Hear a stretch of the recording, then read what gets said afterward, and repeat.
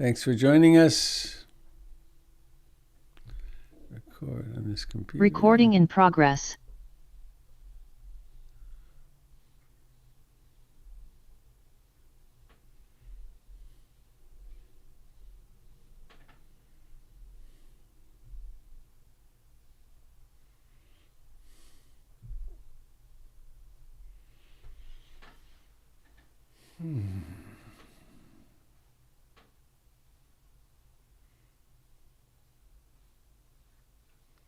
Good morning, dear Dharma friends.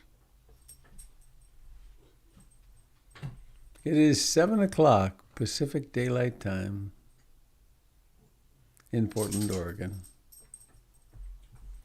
My dog's awake.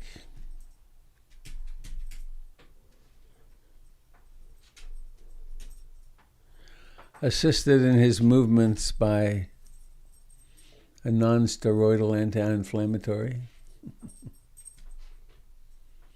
Me too.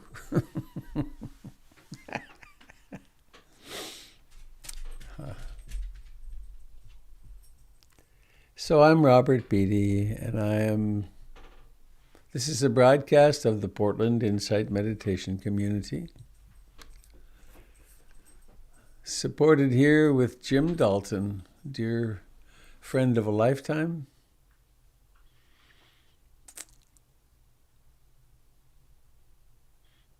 It's a nice ritual, isn't it, getting up? I have my little commute across the backyard. The light is definitely getting less. It's really apparent. Nothing I can do about it either. It's just happening.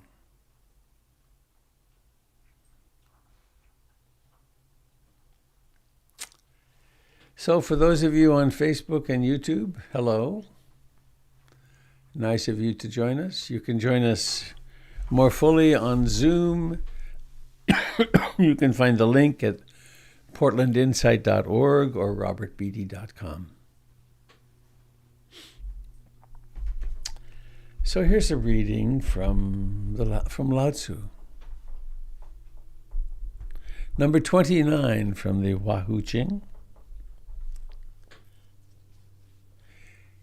Can you easily post it in the chat, Jim, or should I do that? You can? Good. Don't think you can attain total awareness and whole enlightenment without proper discipline and practice. This is egomania. Appropriate rituals channel your emotions and life energy toward the light. Without the discipline to practice them, you will tumble constantly backwards into darkness. Here is the great secret. Just as high awareness of the subtle truth is gained through virtuous conduct and sustaining disciplines, so also is it maintained through these things. Highly evolved beings know and respect the truth of this. Don't think you can attain total awareness and whole enlightenment without proper discipline and practice. This is egomania. Appropriate rituals channel your emotions and life energy toward the light. Without the discipline to practice them, you will tumble constantly backwards into darkness. Here is the great secret. Just as high awareness of the subtle truth is gained through virtuous conduct and sustaining disciplines, so also is it maintained through these things. Highly evolved beings know and respect the truth of this. Sustaining disciplines.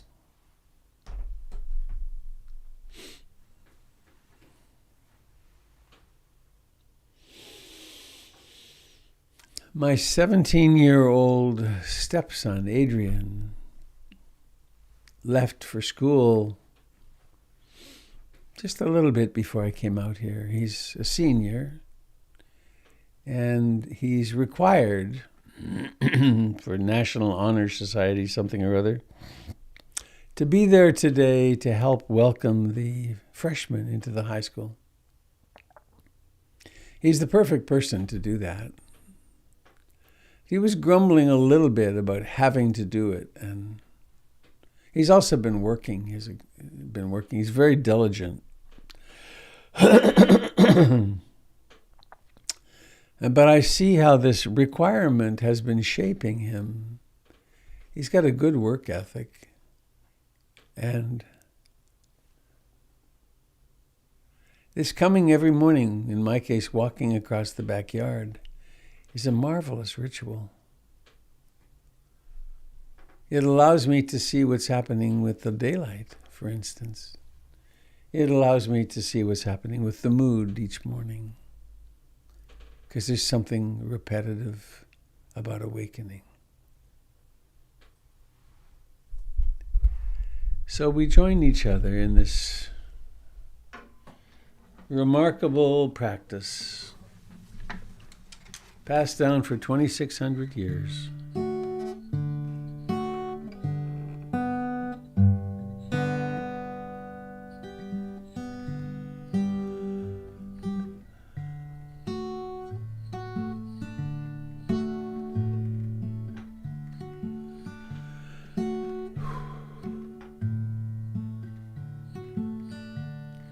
I take refuge in the Buddha, the one who shows me the way in this life.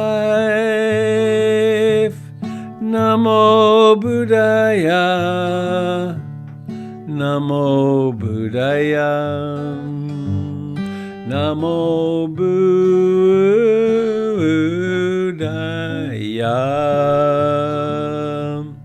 I take refuge in the Dharma, the way of understanding and love.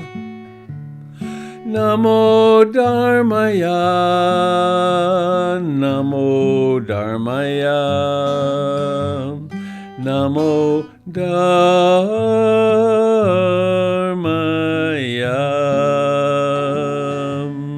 I take refuge in the Sangha, the community of mindful harmony. Namo Sangaya, Namo Sangaya, Namo Sangaya.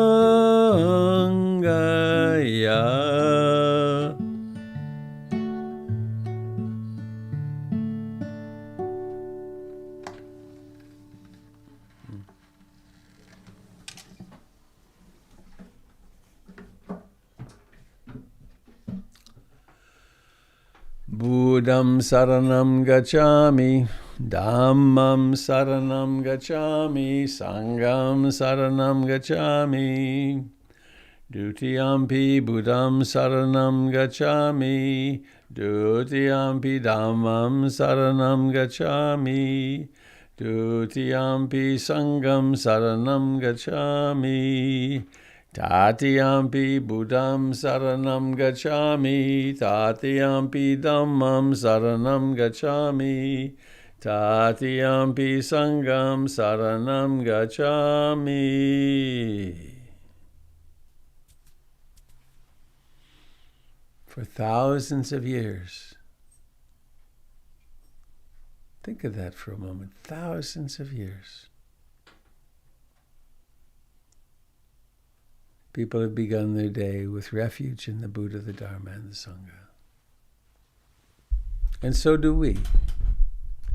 Here during our few moments in the sun, our time to dance.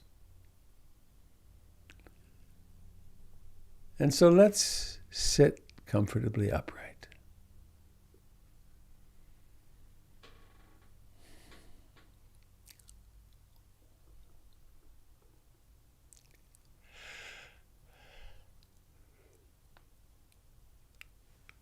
Notice the reality of a body that sits here.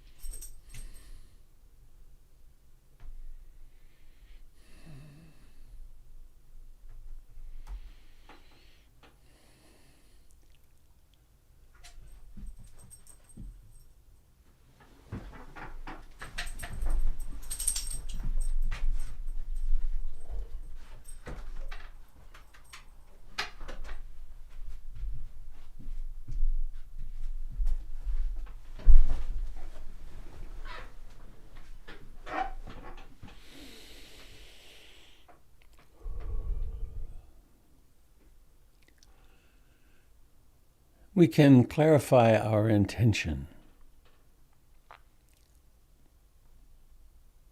What is it I intend to do now?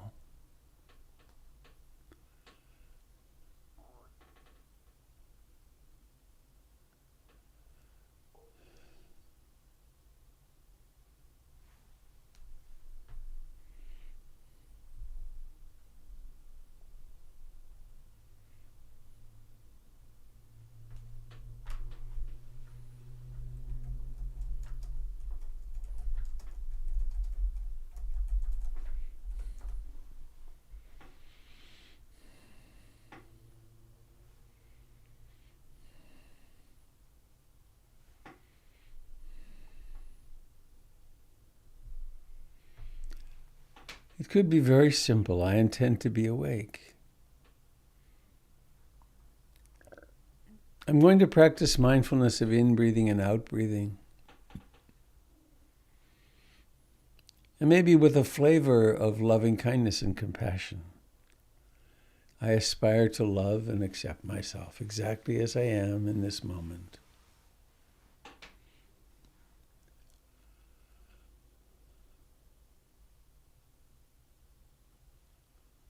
I intend to pay attention to the breath, to the sensations of breathing from the very first moment of each breath.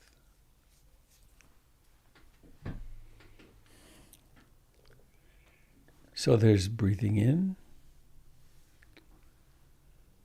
and breathing out.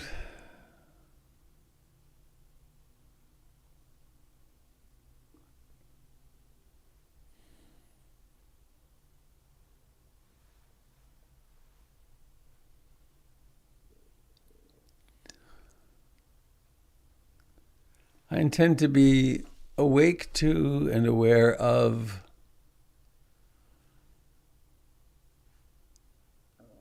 all the various activities of mind.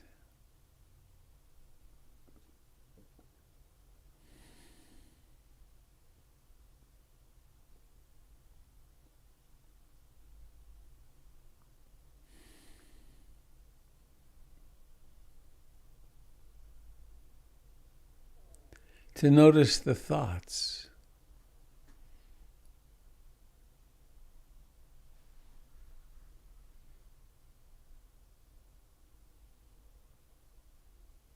To notice mood.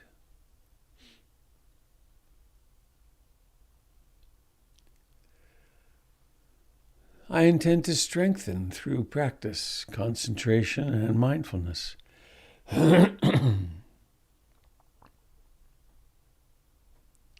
I intend to be aware of the 5 hindrances when they come up, to know them really well, desire and aversion, wanting and not wanting.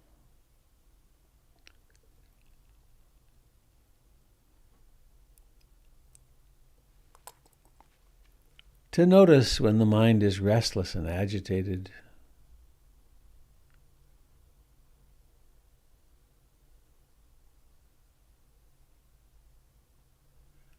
To notice if sloth and torpor visits. To notice if doubt occurs.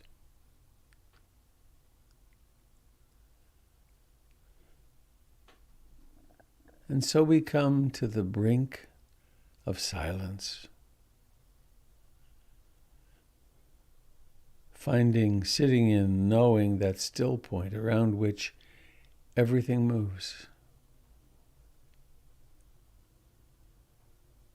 Home with this breath now.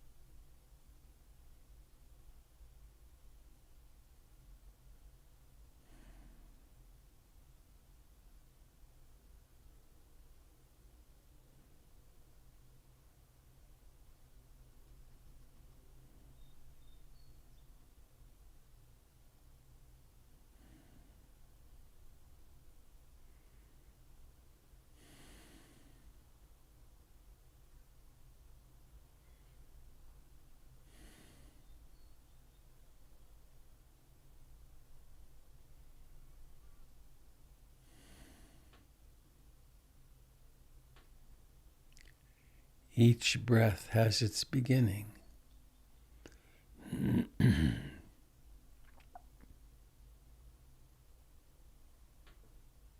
Each thought has its beginning.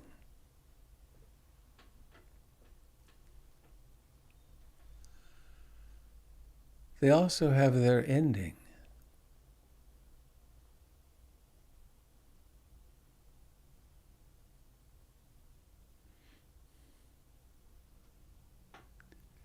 With refuge in the Dharma, we become students of beginnings and endings.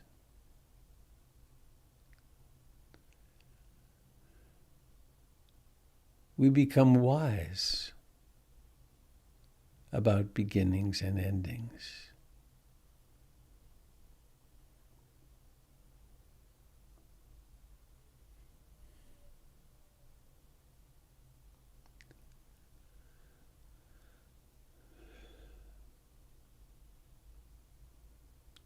Everything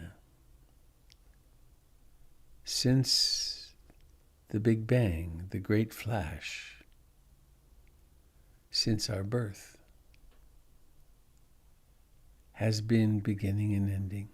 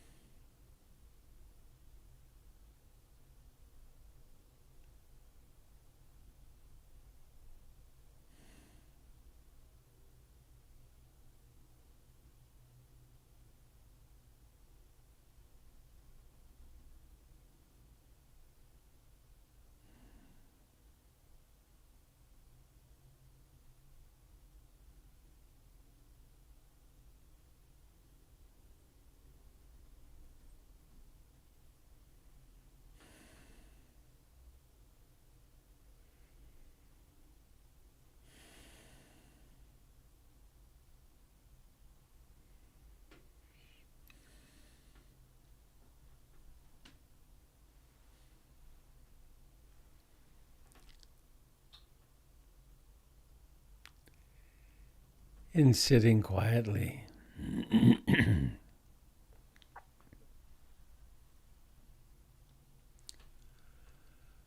we have the three characteristics of existence illuminated for us.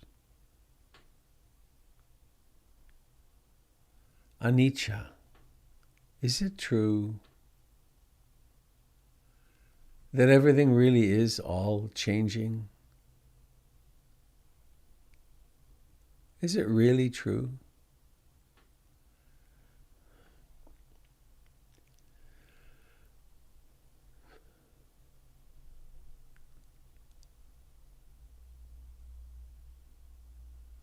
Dukkha, unsatisfactoriness or suffering, or as Ruth Denison put it, there's always a leak in the canoe. Is this true?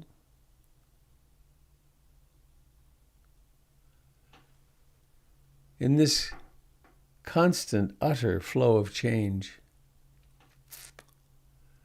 is finding a place of enduring satisfaction and comfort possible?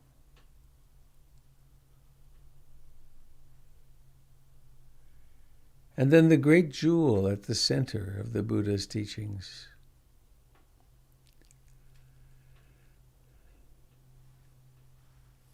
In this complexity of wandering minds and moods and profound changes, is a self to be found?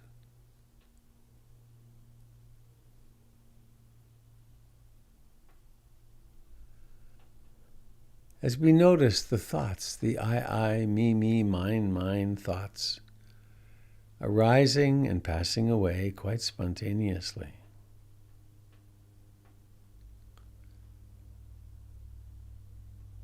Just as the sun comes up in the morning, it may become undeniably obvious that the experience of having an enduring self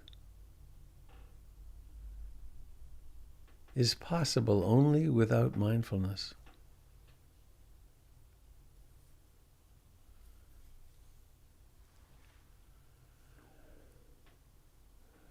So we watch the song of I, me, mine. This is my mood. These are my thoughts. This is my depression. This is my happiness.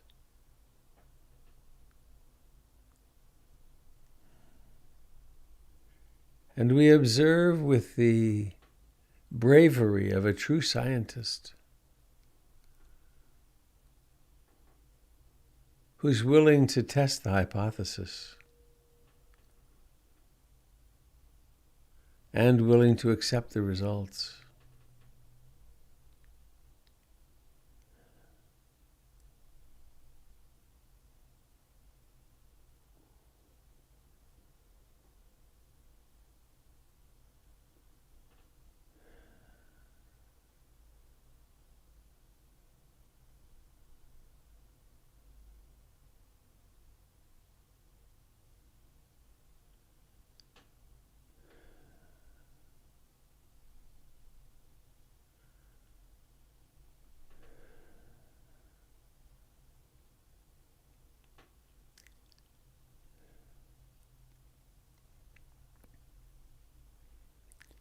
And time and again we awaken from the clouds of thought,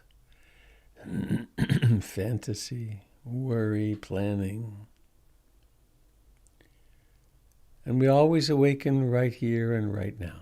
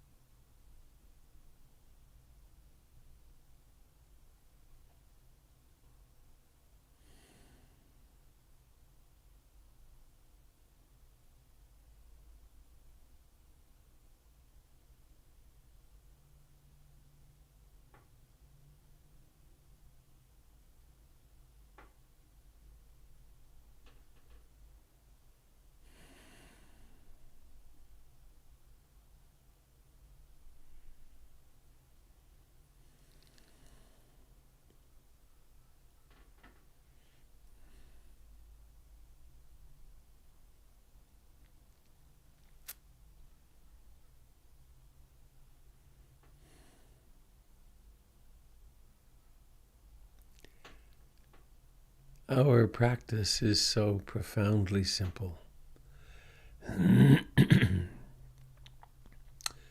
Be here now.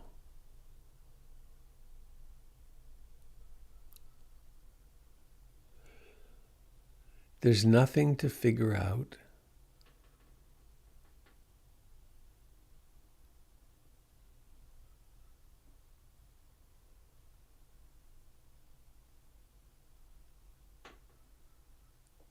And we notice so poignantly, time and again, how it is to be lost in thought. And in the thought, which is the weaver of the sense of I have this opinion, I have that opinion. He, they, she shouldn't have done this, should have done that. This is my opinion about the world.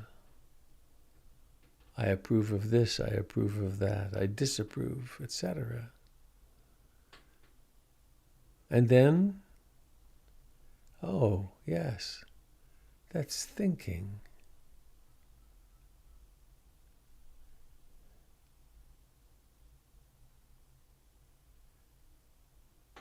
I take refuge in the Buddha, in being awake.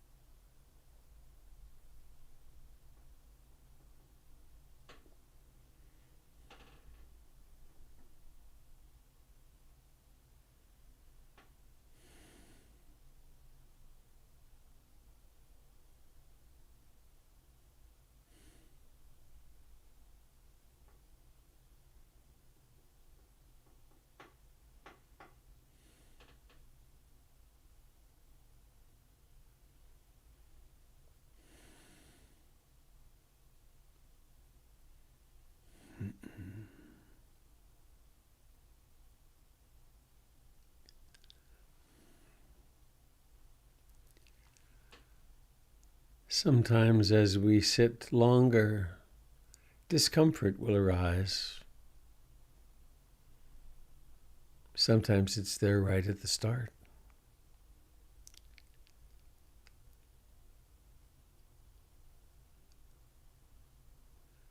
In those instances, we can turn toward the discomfort. It's rather counterintuitive. Why not distract? Well, if it works, then distraction works great. But with long-term pain or severe pain, nagging pain, at some point, we must stop, turn toward it with all of our attention. I aspire to love and accept myself exactly as I am in each moment. And when I'm hurting, no matter how I'm hurting, it is my intention to hold myself in sweet, loving compassion. And so we put aside our denials. We put aside our distraction.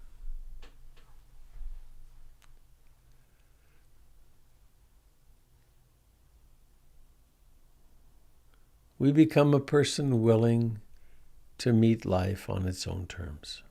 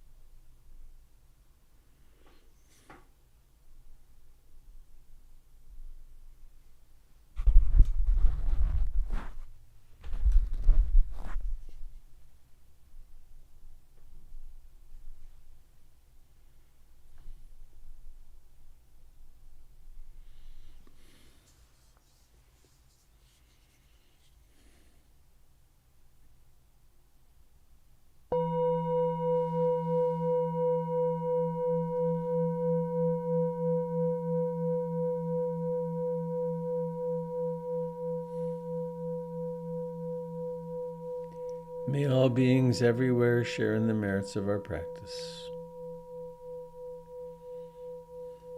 Beings nearest and dearest to us, beings whom we've never met or even imagined. To everyone and everything that takes birth.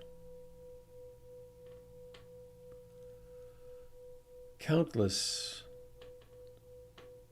friends of the air, the earth, and the waters. May my practice be a benefit to all.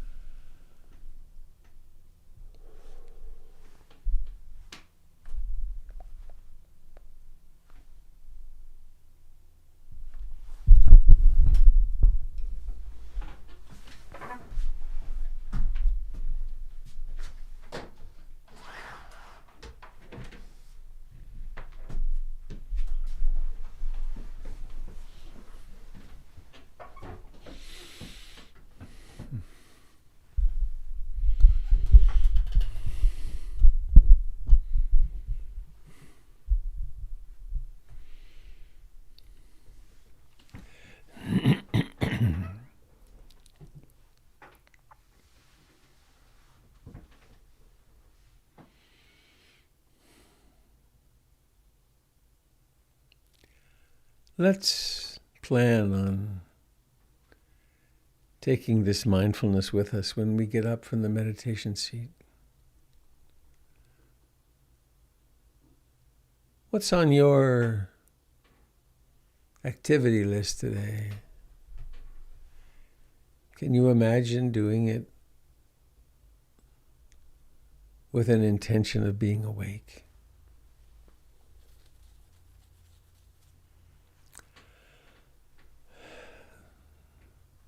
I'm very aware of, in this being, of an ancient habit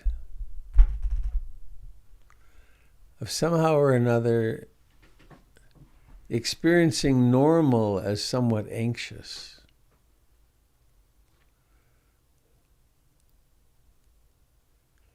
And then that anxious falls away in practice, and there's a realization, whoa, I can do things without a sense of hurry, or even if there is a hurry.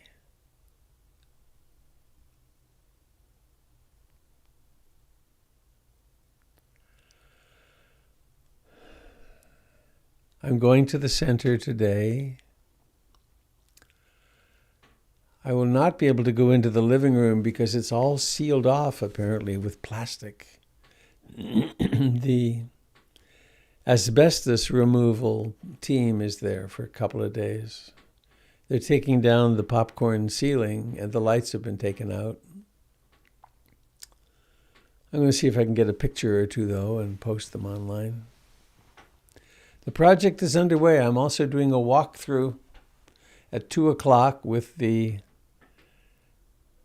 representative of J&J Construction and a painter who will be probably doing the painting in the basement around the doors and so on, and the bathrooms. Place is going to be spiffy.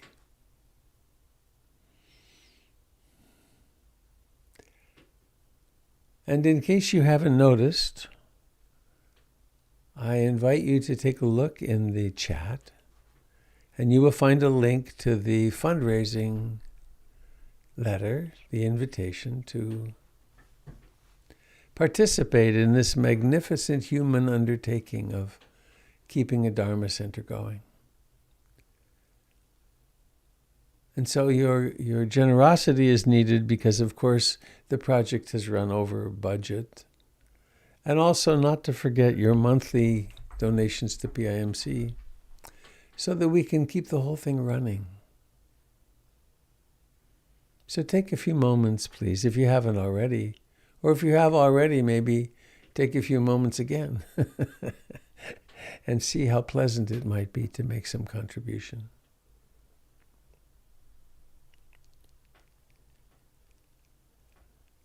That's about all I have. Jim, are you remembering anything that I'm not?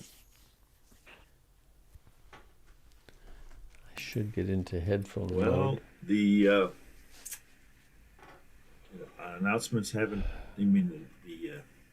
The announcements haven't changed from the other day. The Fall Women's Restoration and Rejuvenation Circle starts again on the 17th of September with Candle, and her next Sunday group is the third Sunday. Mm-hmm. I'm going to be doing a Qigong workshop on the 18th, and Doug Pullen's Basics of Mindfulness starts on September 30th. It's a full calendar, as usual. And I shall be here through Monday of next week, and then I'll be gone for almost 2 weeks to Canada, and our marvelous, generous other teachers will be here in this spot, sort of. So, dear friends, what are the joys and sorrows of your life right now? How is mindfulness helping you?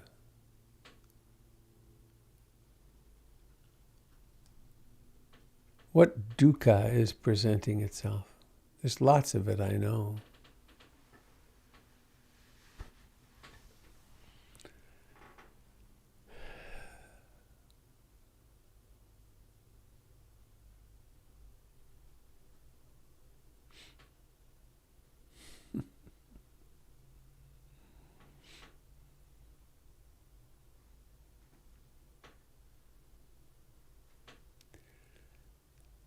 I practice a discipline to not talk about my kids too much.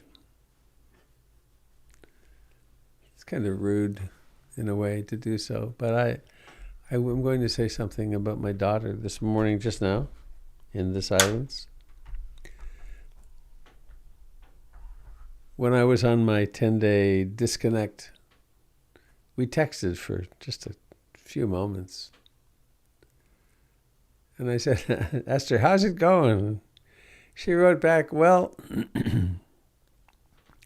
the balance of things coming into order and going well, and on the other side, the falling apart and and being unpleasant, it's pretty much the usual balance. And I thought, that's my daughter. It was actually clearer than that, whatever it was she wrote, but just, we never get it all together. It's always falling apart, too.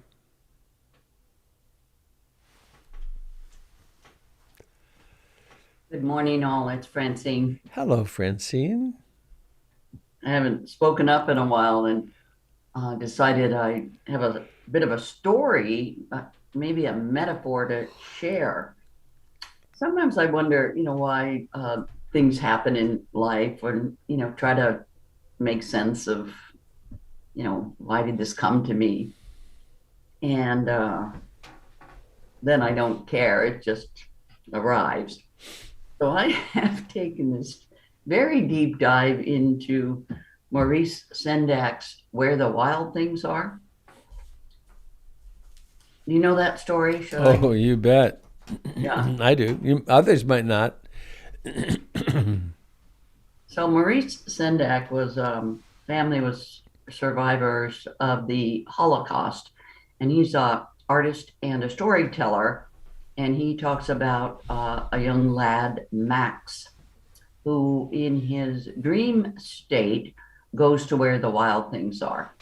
And he becomes king of the wild things and directs them to let the wild rumpus begin. Well, I did kind of a COVID cleanup of my garage, trying to make it indoor space. And there was this big giant piece of plywood. It's 11 feet long by 6.5 feet tall. And I really wanted to paint it. And since Georgia O'Keeffe wasn't available, I kept thinking what to do, and I'm not an artist. And I interviewed a half a dozen muralists and ended up finding this fellow. And he said, what do you want to do? I said, something really fun and fanciful. And I ended up with Where the Wild Things Are. And now it has become iconic in my life, because I'm in and out of that room a lot, as to what a sleep looks like and how imaginary those monsters are. And I can't let go of this. And I really believe the practice has put this in my face about what is real and imaginary. So it's a beautiful story to read as an adult. I'm still fussing around with it, because mostly in the story, Max's eyes are closed, and only when he chooses to get back on his little ship to go home does he become awake. So it's kind of a beautiful story. I'm real glad to have it in my life. Don't know why I chose that one, but it shows you. Well, I do like the wild rumpus part. I like it too. Yeah. Yeah. I didn't direct the artist much at all. He's very, very, very clever man. And the little sailboat that takes Max from his sleeping in his bed at home to this island where the giant big monsters are is a little sailboat. And at the very end of the process, the artist went in, he airbrushes, and he put on the boat, the sailboat, he named it the Francine. And I didn't ask him to do that.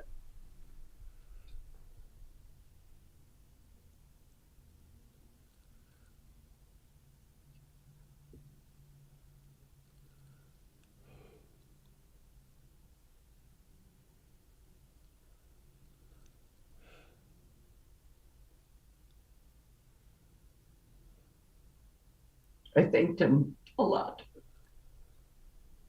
for letting me know there's a vessel for waking up.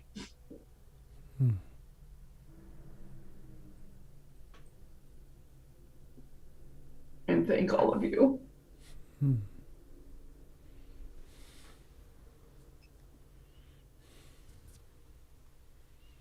I'll have to show it to you someday. I'll take the camera out there. It's Yeah. absolutely delightful.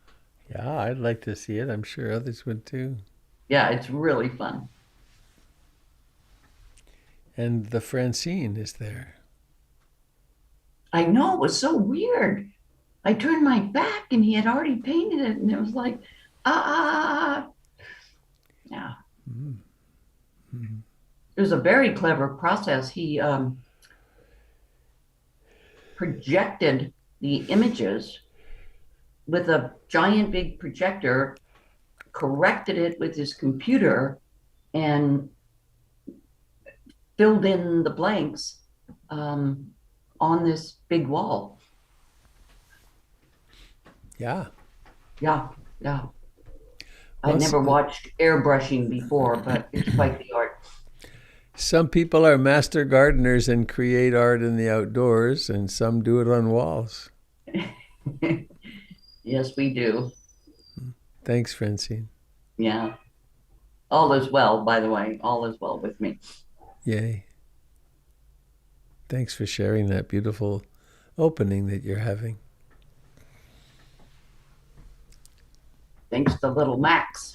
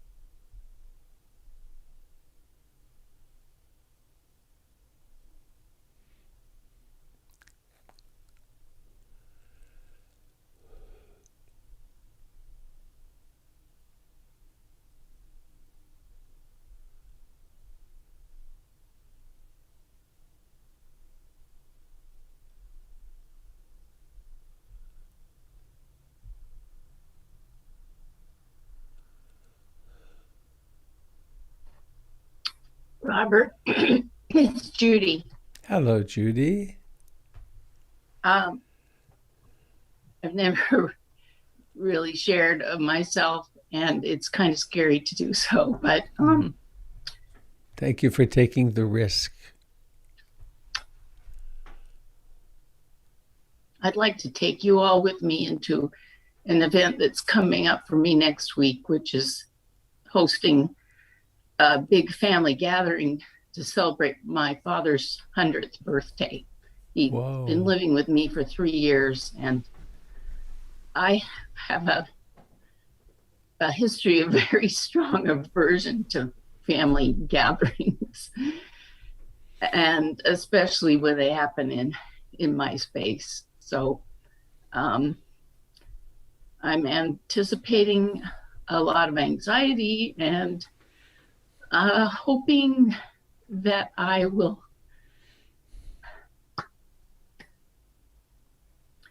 find a way to take refuge now and then.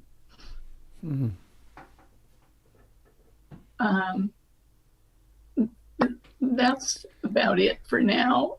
Maybe someday I'll share a little more about what it's like to be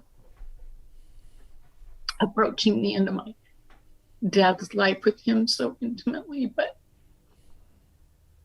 for now, I just so appreciate knowing that you're all here and that I could ask you to be with me. Thanks.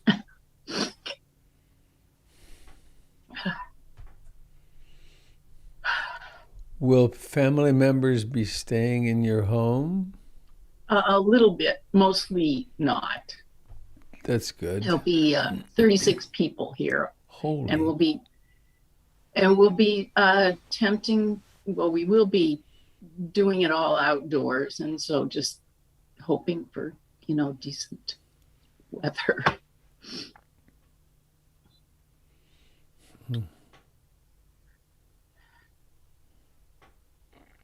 Well, thank you for inviting us.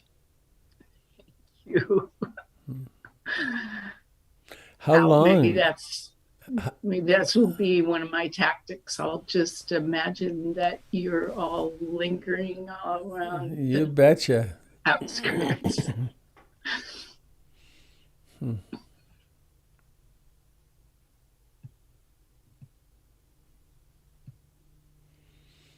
Thank you very Thank you. much. Yeah.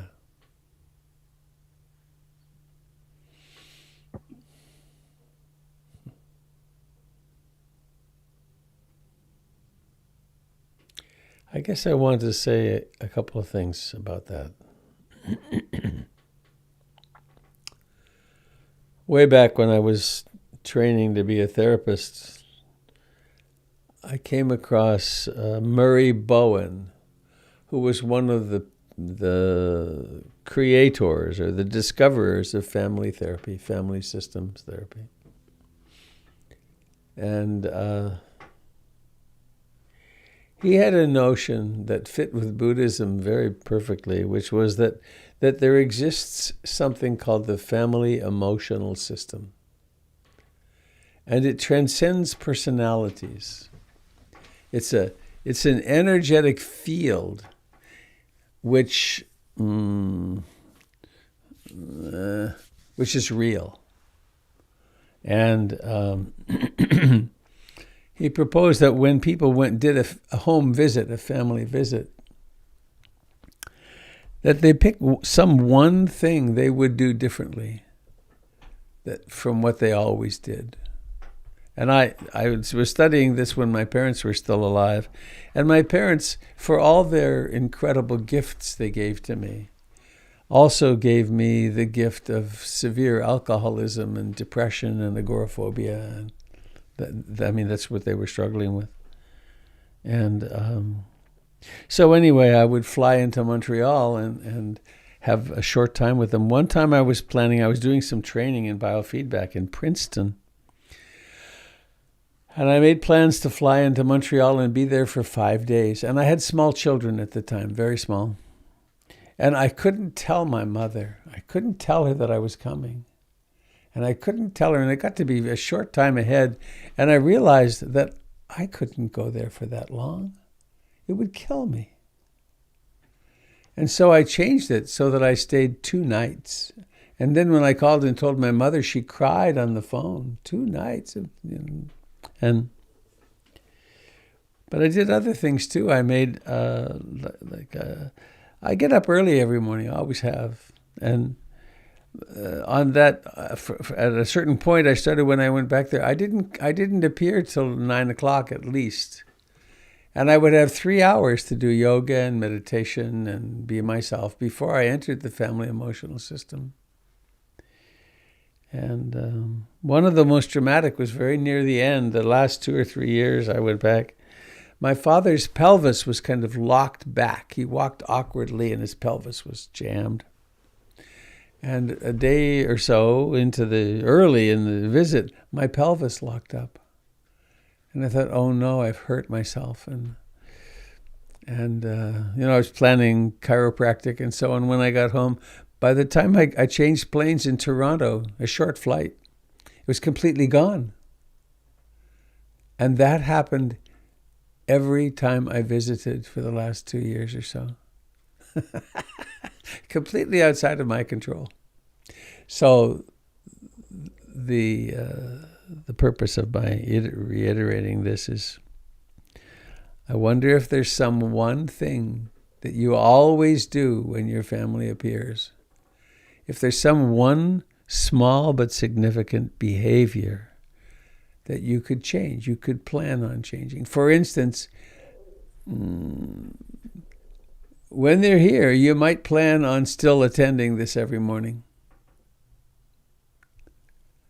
You might make this sacrifice. Oh, I also did things like one time I decided I would go for a run. I was young and fit at that point. I would go for a run every afternoon. My mother cried when I left to go for a run because the visit is so short. How can you leave? Well, I was leaving for my sanity. So I encourage you to think of some one, maybe 2 things that you will do differently. And notice how the system will try to get you back. Don't you dare change.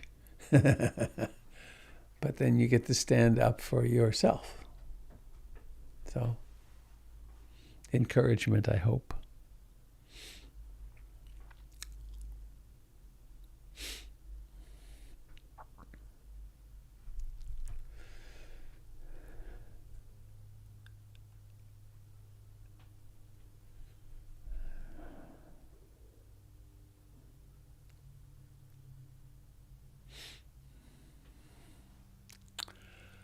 Well, it's almost 8:15. Anybody sitting with anything you'd like to share before we turn into pumpkins and head out into our journey together, or journey apart today?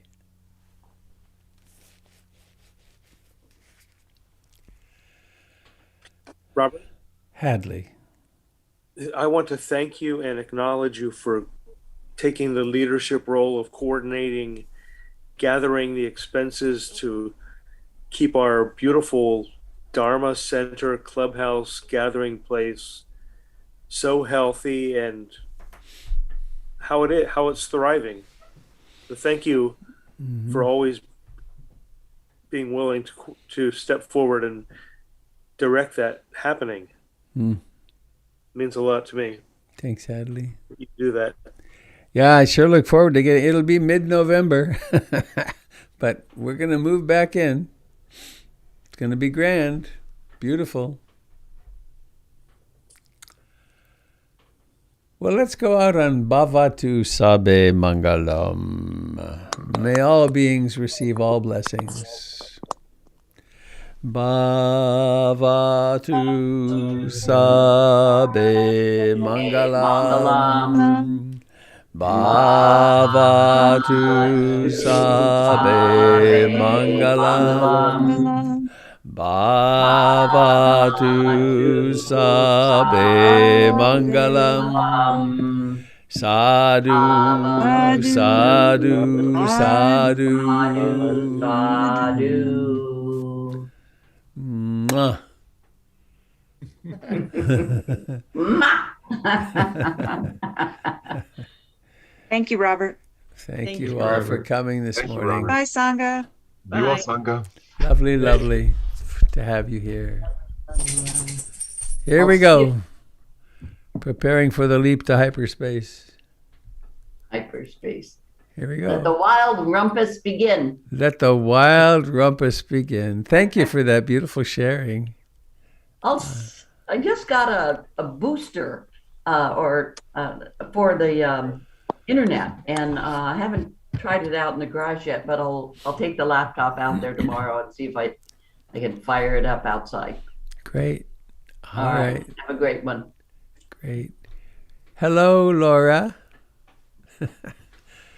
And Chris and Joy and Steffi and Sherry and Eileen and Kat and Hadley in your red room, the red room.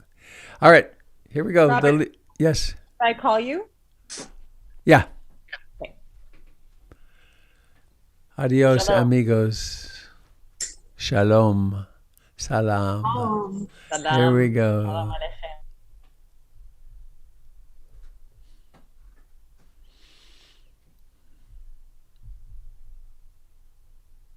Goodbye, friends on Facebook and YouTube.